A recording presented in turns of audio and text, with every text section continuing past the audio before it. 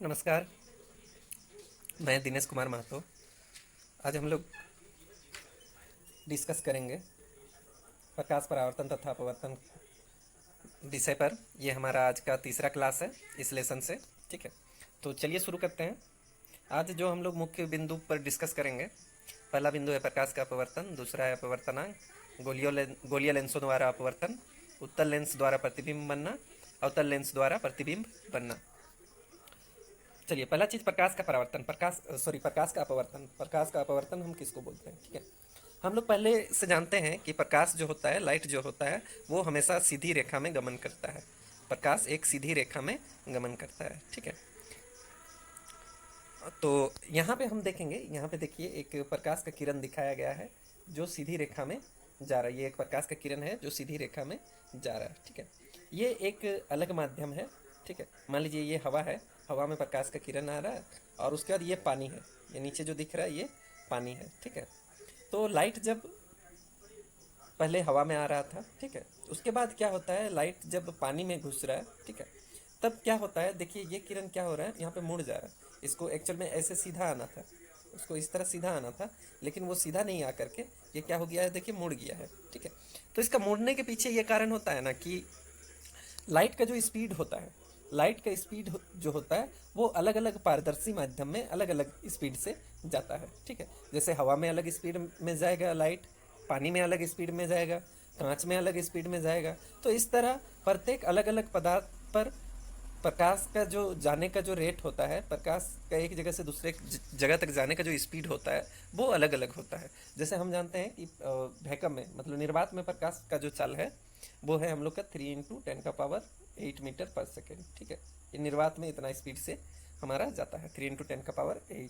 ठीक है, अब यहाँ पे एक चित्र दिखाया गया है, आप लोग को देखिए। यहाँ एक पेंसिल को कांच के गिलास में आधा पानी है और उसमें डुबा करके रखा गया है। तो यहाँ पे देखिएगा आप कि ये जो पेंसिल है जब पानी के अंदर घुस रहा है, जब ये पेंसिल पानी के अंदर घुस रहा है तो थोड़ा मुड़ा हुआ दिख रहा है, देखिए। ठीक है, ये कैसा दिख रहा है, थोड़ा मुड़ गया। यहाँ तक सीधा है, उसके बाद थोड़ा क्या हो गया, मुड़ गया है। तो ये जो चीज़ें घट रही है हम लोग के आसपास, ये सारी चीज़ें प्रकाश के अपवर्तन की वजह से होती है। यहाँ पे उसका परिभाषा दिया गया है, देखिए। जब प्रकाश एक पारदर्शी माध्यम से दूसरे पारदर्शी माध्यम में प्रवेश करता है तो वह अपनी दिशा बदल देता है। यहाँ पे देखिए क्या हो रहा है, अपना दिशा बदल रहा है। पहले ये पेंसिल क्या में था, हवा में था, उसका जैसे ही पानी में घुसा वो क्या हो गया, अपना दिशा को बदल लिया। प्रकाश के मुड़ने की इस परिघटना को प्रकाश का अपवर्तन कहते हैं। और ये जो घटना घटता है कि जब एक माध्यम से दूसरे माध्यम में जाता है तो वो क्या करता है, मुड़ जाता है। इस घटना को हम लोग प्रकाश का अपवर्तन कहते हैं। यहाँ पे फिगर में वही चीज़ दिखाया गया है कि एक माध्यम ये विरल माध्यम है और एक माध्यम ये सघन माध्यम है। ठीक है, तो इसमें भी क्या हो रहा है, जब प्रकाश सघन विरल माध्यम में था तो सीधा आ रहा था, और जैसे सघन माध्यम मिला वो क्या हो गया, मुड़ गया। उसको ऐसे आने का था लेकिन वो मुड़ गया। ये जो प्रकाश के मुड़ने की घटना होती है इसको हम लोग प्रकाश का अपवर्तन कहते हैं। अब अगला चीज़ देखते हैं हम लोग, अपवर्तन के नियम। ठीक है, अपवर्तन के दो नियम होते हैं। ठीक है, पहला नियम है यहाँ पे, पहला नियम हमें बताया गया है कि आपतित किरण, मतलब ये जो आने वाला किरण होता है उसको हम लोग आपतित किरण बोलते हैं। अपवर्तित किरण, अपवर्तित किरण उसको बोलते हैं जब ये दूसरे माध्यम में जैसे ही प्रवेश करता है तो उसके बाद जो किरण का जो रास्ता होता है प्रकाश के, उसको हम लोग अपवर्तित किरण बोलते हैं। ठीक है, तो यहाँ पे देखिए आपतित किरण, अपवर्तित किरण तथा अभिलंब एक ही तल में होते हैं। ये तीनों एक ही तल पर होता है। ठीक है, कौन कौन, आपतित किरण, अपवर्तित किरण तथा अभिलंब एक ही तल पर होते हैं। मतलब यहाँ पे इस बिंदु का बात किया जा रहा है, इस जगह का। ठीक है, यहाँ पे आपतित किरण, अपवर्तित किरण तथा अभिलंब सब एक ही तल पर है।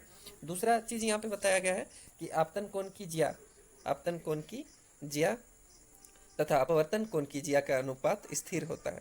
मतलब कि साइन आई बटा साइन आर वो क्या होता है, स्थिर होता है। यहाँ पे उस चीज़ को दिखाया गया है कि साइन आई बटा साइन आर जो होता है वो कांस्टेंट होता है, यानी स्थिर होता है। इसको हम लोग सेनेल्स का नियम भी कहते हैं। ठीक है, तो यहाँ पे हम लोग दो नियम पर डिस्कस किए। इसके बाद